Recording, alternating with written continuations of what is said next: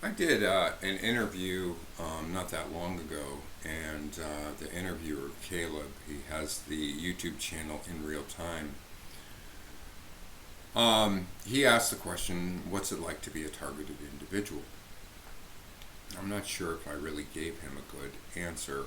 So I wanted to sort of expand on that, but in my own format, in my own time, without being interrupted or redirected or something. Caleb's a great guy. This not a knock on Caleb. So I had a real hard time when I got to Austin. I was sick and broke, had nothing. I got here, I don't know, a year and a half ago or something like that. Couldn't get any services in terms of housing. Couldn't get a job. It didn't matter. I mean, I have a master's degree, and obviously I'm extremely intelligent, problem solver. I have an amazing skill set, so much to offer the world. But as a targeted individual, I'm anything is a dead end street. I did for a few months work for Goodwill. I worked in their e-commerce department in a warehouse sorting electronics, used electronics for resale. It was a physical job, warehouse job. I liked it because I got to move around. Now during this entire time in Austin, every single day and multiple times throughout the day, I'm dealing with intentional parasites being introduced and covering my body, my skin, internally. Now, when you're dealing with this, your body is freaking out. But I have to mask things, right? I have to keep it cool because nobody else is dealing, around me is dealing with these problems, right? So if I freak out, everybody's going to be like, "Wow, this guy's nuts. We got to intervene on his behalf to help him." Where that would actually be setting up my demise. So I have to basically mask and act like everything's just hunky dory, and I'm just going through some difficult times. These parasites also cause a lot of inflammation, and they specifically target brain parasites that cause neuroinflammation, brain inflammation that impacts the quality of your sleep, and your ability to fall asleep, and all these other things, and your ability to wake up. Your brain is so inflamed, you just oversleep all the time, and you never feel rested.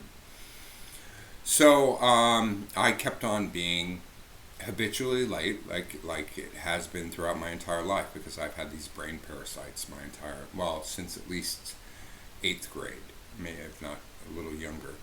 But since eighth grade is the first time I can really recall when I was 13 years old, really being hit by these parasites, this brain inflammation is due to parasitic causes. So I kept on being late, and even though while I was there and dealing with symptoms and all this other stuff and gang stalking and people, all this other things, I don't want to go into all the details of everything I had to manage. I worked my tail off, and I put in top effort every minute I could, and I have with every job. Historically, there was I worked as a server once, and the owner of this restaurant, it was a private restaurant. The owner of this restaurant, who was also the head cook, the head chef and stuff of this restaurant, one day he pulled me aside. He's like, "Man, Greg, it's a lot of times, man, you're just really you can be the greatest employee, Greg, and you're just on top of the game, and you're just like the best server that we have here when you bring your A game. But other times, man, you're just listless." And this is back in 2002, 2003, something like that. And I see why people perceive it that way, but I always give 110%, but usually, historically, I was operating at like 20%. Right, this was a restaurant. I did work for them two different times, totaling, I don't know, maybe a year and a half, 2 years in total. I worked at this restaurant, and cumulatively. Listless isn't part of my characteristics at all. It's not part of my personality. So anyways, Goodwill, I'm trying to explain, and they're trying to help in the ways that they can. They're trying to like give me later hours and fewer hours and things like that, so they don't have to fire me. But it was it was mission impossible. So I had an apartment for a few months, 3 months, I think. It was in the hood, but it was my own space.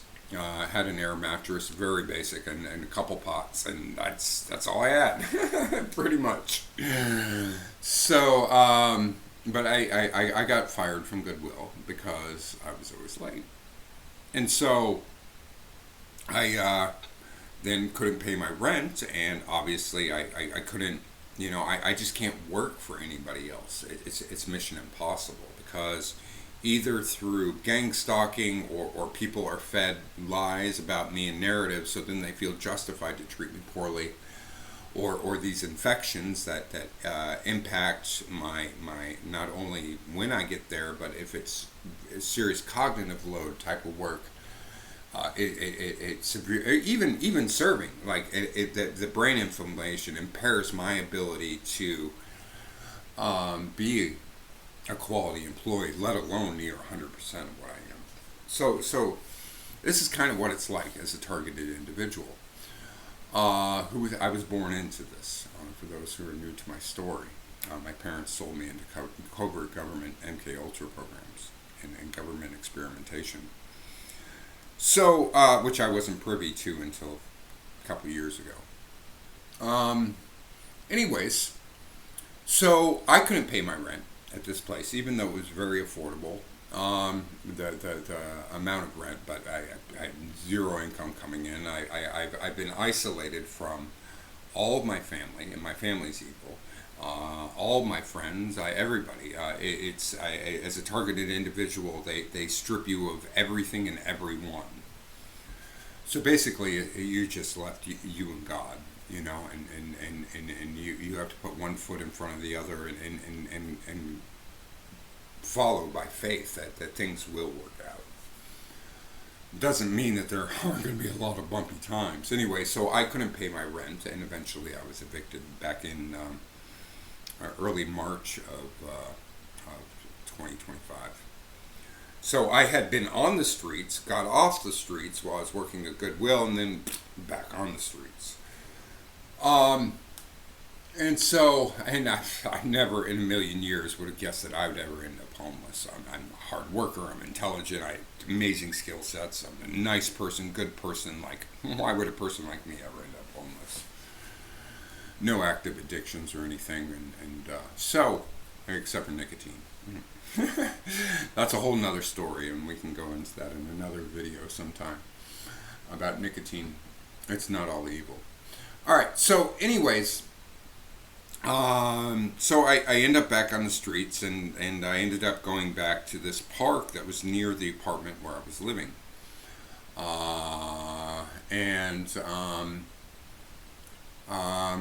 There was a community of homeless people living around this park, in the woods, and in the car. One couple people in a car parked in this parking lot of the park every night, and so we sort of had each other's backs. We could leave things in certain places, and other people would watch it and not get into your stuff.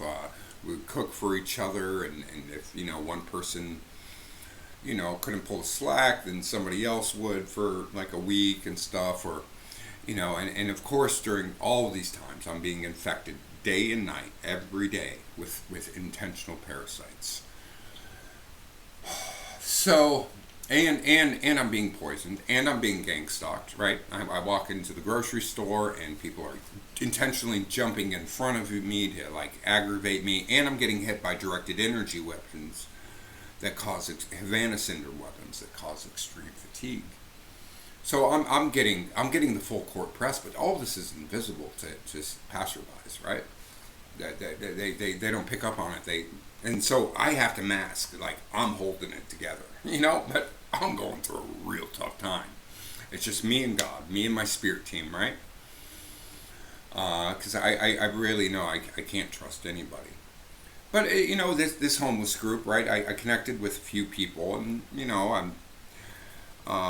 anyways, and I cooked a lot for this group, and that's what's a better way to endear yourself to somebody than cook them a delicious meal consistently. Cook them delicious meals. And that wasn't my thinking, but that's what I was doing. I was like, well, I can do what I can. Anyways, after a few months out at this park, one morning, early in the morning, a stray dog comes up, and he had clearly been abused. He was running around. We were hanging out on these picnic tables early in the morning. The sun was just rising. And there are a set of bathrooms right next to these picnic tables, and there was a place where we could charge our devices and things, and plug in a burner to cook with, and there was a grill that we could grill. So it was a pretty good spot for me. I've got a bathroom, an outdoor bathroom with one of those steel toilets. I've got some running water. I've got some electricity. So and I've got some people who I'm not having too many issues with. There are a few that I never trusted. But anyways, now I don't do people dirty. I don't manipulate people. I don't lie to people. I don't take advantage of people. And so my entire life has been like, well, if you don't harm anybody, you don't do anybody any injustices, then there's not going to be a target on your back. But unfortunately, in this time, this age of evil, that's not true. Evil focuses on good people to try to turn us bad. Evil try to bring us down to their level. So anyways, so this dog shows up, and he was a pit bull, probably, I don't know, maybe about 10 months old, pretty young, right? But he was malnourished, and he was real sheepish. He had that startle reflex when somebody would try to go pet him, at least the first couple weeks. And so he sort of became the community dog of this group of homeless people. I don't know how many, there were people coming and going all the time, but the core group was probably, I don't know, about 8 people or something, And so, and I'm like, and throughout my life, I've had pets and rescue pets and things stripped from me at a young age or whatever, because I quickly bonded with them, and this was part of the MK Ultra program to deny me of any connections, even to animals and people, relationships, be it friends or girlfriends or your family. It's very diabolical, and so I was real hesitant to form any sort of relationship with this dog, and his name was, we named him Blue. He was a blue pit bull. I've never been a pit bull type of guy. I did have one dog for 12 years, and she was the love of my life, Dalida. She was named after this Italian singer who was born and raised in, I think she was born in Egypt, but she was raised in Egypt. She made her career singing mostly in French, but she also spoke Arabic fluently and Egyptian Arabic, and sang a few songs in Egyptian Arabic, and I speak Egyptian Arabic, and so she was a true light worker, Alida. So I named my dog after that one of 12 years. Unfortunately, Karen, one of my parents' neighbors, poisoned her. Although I've never got an official confirmation of this, but yeah, one organ shut down after another. She died when she was 12 years old. I had to put her down. It was the hardest decision I've ever made in my life, because it was very premature. She still had at least a solid 3 more years left in her. She went from vibrant and bouncing around and hiking and like being limitless energy to one organ failing after another one day, and then I yeah, it was really hard. Anyways, So that's Delita, this dog. It was is the only being that I've ever received unconditional love from for an extended period of time. So that really hit. That really hurt me. But so I knew that if I formed a relationship as an active TI with the system attacking me, and while I'm getting all these parasites, I'm getting the gangstalking, I'm getting, hit with the Havana syndrome weapons, I'm all these things that if I form a relationship with this dog, they're going to use that against me to try to break me. But sometimes you don't choose your pets; they choose you, right? And Blue and I formed a real tight relationship, and I miss him because um, after about a month of Blue being around, it was just everybody else was always in and out, and nobody was taking consistent care of him in terms of feeding him, getting him water, getting him exercise and walks, and all these other things. So I took it. Basically, he became my dog, and and then but other people would take him on walks and things and would feed him here and there, but nobody did it consistently. I was the only one doing it consistently. But there was one man who took him on walks in the afternoon. He would go out all day, come back, and like, Blue, let's go for a walk and stuff. And so there was this woman with from the upper middle class, a white woman, not a Karen per se. She seemed like decent enough energy, but boy, she did me dirty. Anyways, um, so this guy takes Blue on walks and runs into this woman consistently, multiple times, where her dog and Blue play together. Now, Blue, I know a lot of people have certain reactions to Pit Bull. Blue is amazing with other dogs. He's amazing with other people, with all people. Amazing with children, except for psychopaths and stuff. And like any dog, he's got a heart of gold. He's an amazing personality, right? Just fantastic personality. This dog. And so now, this man who's now taking Blue on walks is giving the impression to this woman that Blue is up for adoption when I've already laid claims to him. I was like, this is my dog. And so this woman goes back, I guess, and is trying to convince her husband to adopt Blue because their two dogs just get along amazingly, and she just wants to provide a better home for Blue, for poor Blue. Now, Blue went from being sheepish and underweight, and you could see all the bones when he showed up that first morning, to being stocky and fit and confident and not being sheepish at all, and just was he completely healed, and just so loving and great dog. So I guess there were a few meetings like this where this guy would take Blue on walks, and he would play with this other dog named Princess, right? This woman's dog named Princess.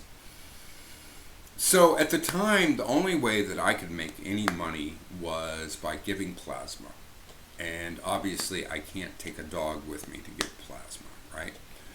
So I would, 2 days a week, I would go get plasma. It's about an hour there, an hour back, and an hour while I'm there. So it's about a 3-hour ordeal. Not much money.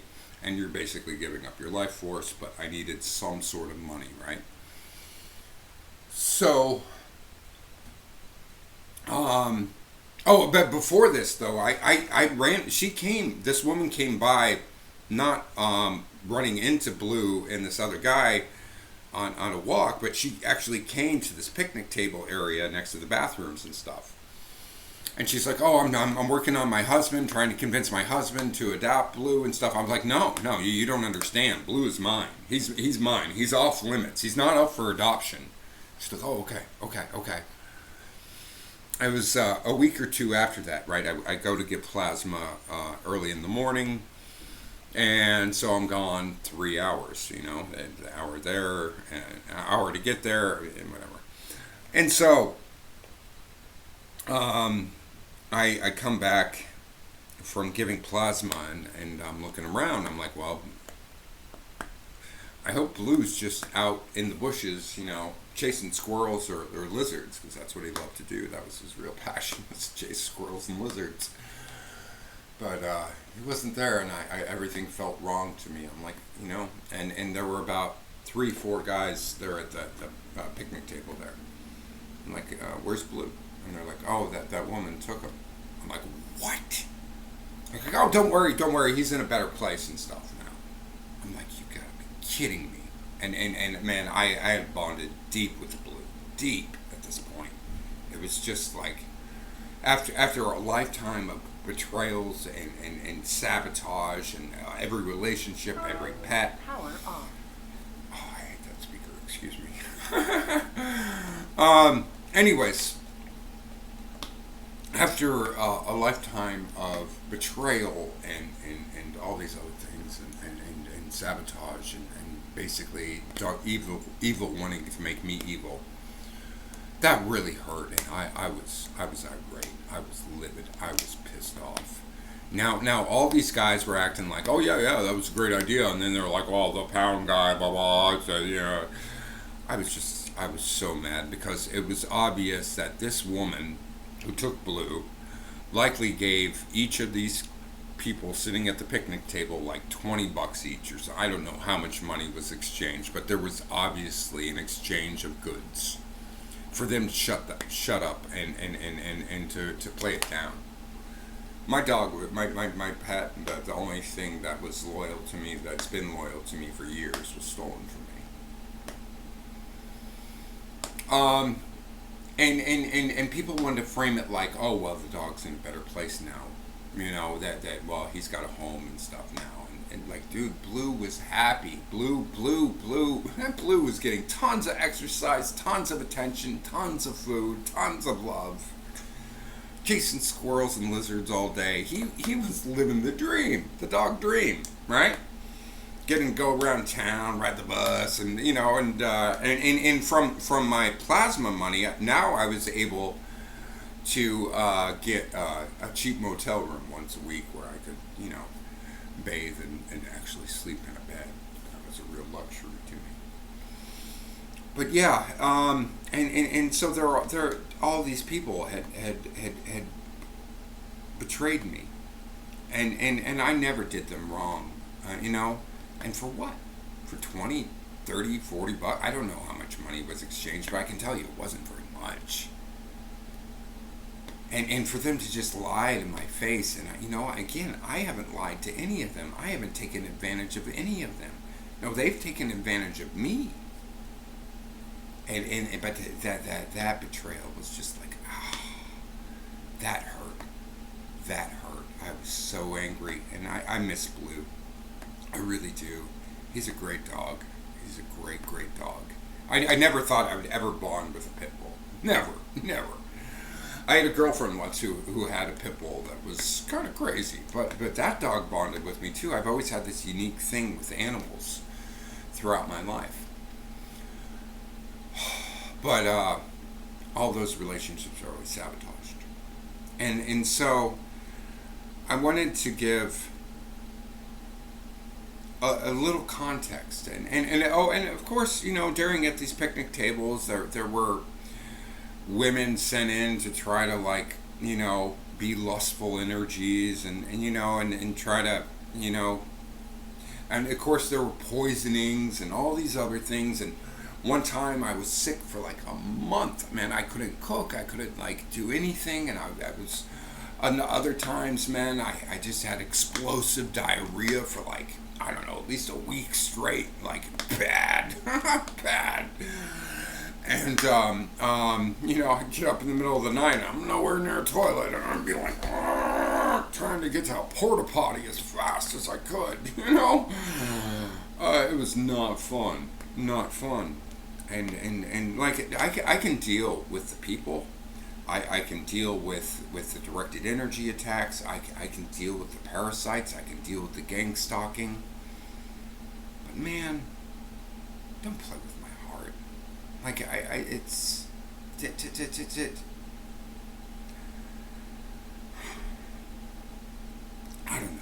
it's just I wanted to give some context of what it's like to be a targeted individual, what it's like to have the system working against you, where anybody will betray you. And I want to say that people aren't necessarily going to betray you over money or goods, right? People will betray you for a whole various bunch of reasons, and then lie to your face, and then and it's just this whole act. It's this whole act, this whole psychopathic, narcissistic act that everybody's putting on around you, because then eventually everybody you're around's in on it. So now they're all feeding into the bullshit in this narrative, and you're just like, There wasn't even a worse thing that happened to me after that, but I'm not going to get into details of that. And it was shortly after Blue left, and then this other event that happened that I don't want to talk about right now. That I then left that park, and I've been transcending solitude, right? Connect further with God, and it's life as a TI. It's targeted individual. It's taught me that anybody can be coerced or bought or blackmailed, or there are very few people out there, and if you think you're immune to it, I don't know. But unfortunately, I don't blame the people, for most of them, who turned against me and betrayed me. I blame the system. We have a psychopathic system. Our government is psychopathic. Our corporations are psychopathic. And the United States is a terrible place today. But it all starts on the top. And what made me think of this story was that I ran into this guy who used to take Blue on these walks and introduce him to Princess, let him play with Princess, right, the other dog. And he was, whenever I've run into him a few times since I left that park, and he's always sort of given me that, where he's seen me out of the corner of his eye, but he does everything not to make eye contact, and I haven't held a grudge. I haven't been rude to him. Well, I did confront him after that, when he started playing it off like, man, I miss Blue. And I knew that he set it up because he's the one who gave the impression to this woman that Blue was up for adoption and things, and he was part in on this of Blue being taken. And he was like, oh, I miss Blue, I miss his energy. I said, shut up, asshole. It's because of you that he's gone. And he's like, but Blue's in a better place now. And my point was, my response to that was like, okay, so let's say this woman, upper middle class, well, how about a billionaire comes in who has 500 acres? Well, wouldn't that be a better environment than her 2,000 square foot home? I think so. So now the billionaire has the right to go into an upper middle class person's home and steal their dog because they're giving the dog a better environment. No, Blue was perfectly happy. Blue was living the dream, a dog's dream, at that point. And and then everybody turned on me, and everybody just became evil because I called out their evil. I shined the light that they were the ones in the wrong, and they couldn't handle that. They couldn't take accountability for them being on the wrong. No, instead the lies pile up, and this undercurrent of nasty energy just builds up until eventually I'm like, I'm out of here. I am out of here. And I haven't looked back, and I haven't been back to that park since. And all this betrayal, all this everything, every facet of being a targeted individual it's absolutely exhausting. It's absolutely, you're constantly under surveillance, and you're constantly like everything. There's no Sabbath, there's no holiday, there's no R&R, right? Rest and relaxation for being a targeted individual. It's nonstop. It's nonstop, and the betrayals are from people who earn your trust and then betray you. It's happened to everybody. Even other targeted individuals would turn on. I've had countless targeted individuals turn on me too, and it blows my mind away. But it is what it is. But this type of behavior won't change until the system changes, until these fusion centers that get shut down, that are collecting mass amounts of citizen data for manipulation purposes and training people how to gang stalk and rewarding people for gang stalking. And all this stuff needs to come to an end. You cut the money supply, and all these people that are being rewarded to be pieces of shit. And it's just every single major societal issue that we have today. These are all top-down problems, be it disease or addiction or poverty or homelessness, right? I'm not homeless because I'm a piece of shit, because I'm lazy or anything like that, right? I've been on the streets because we live in a psychopathic system.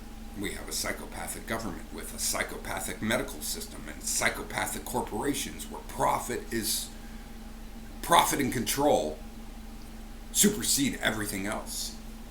Everything else. And that's so. But I want to end this on a positive note, though, because I'm really grateful for all the evil actually today now, because the serpent represents wisdom, right? And so I become as wise as the serpent, but as kind as the dove. I can recognize the game and the evil from a distance. Like it's I do not get blindsided by the ways of evil anymore, and I've been able to transmute that energy and to share so many things, be it the true cause of chronic illnesses and mental illnesses, or systemic racism or classism that I've proven, and that's really beautiful. That's really beautiful, and to be able to share how this evil, this psychopathic system is suppressing all of us and is controlling all of us. Because everything that's happening to me is happening to you, but at a smaller scale. You're dealing with parasites. You're getting hit by 5G and other frequencies. Okay? And your diseases, you don't need to be sick. You don't need to be tired. And you don't need to be in these financial hardships. We're the wealthiest country in the world, the United States. Yet we have mass, 70% of Americans today are living paycheck to paycheck? Do you understand how many people, how many Americans are that close to being in my position on the streets? Sick with no answers because the medical system's corrupt. The mental health system the behavioral health system with addiction and mental health is terrible. But we can solve these issues. We just need new leadership. So, anyways, 33 minutes. Kind of an ominous number to end it on. Maybe I should extend it to 34 minutes. I slay myself. Anyways, hopefully that comes out all right. Have a great day, guys. Maybe some of you followed this. If you did, you're a trooper. But I just wanted to put out this story out there on the internet. Have a great night.